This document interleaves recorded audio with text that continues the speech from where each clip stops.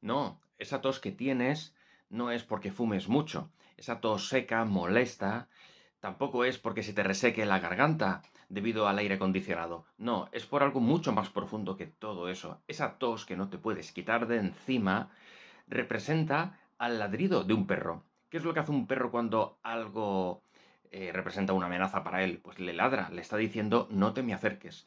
Tu biología lo que está haciendo es exactamente lo mismo. Tienes que identificar qué persona no quieres que se te acerque y lo que estás haciendo es, entre comillas, ladrarle con esa tos para que no se te acerque. Identifica quién es esa persona y la tos desaparecerá. Recuerda, esto no es magia, es inteligencia emocional.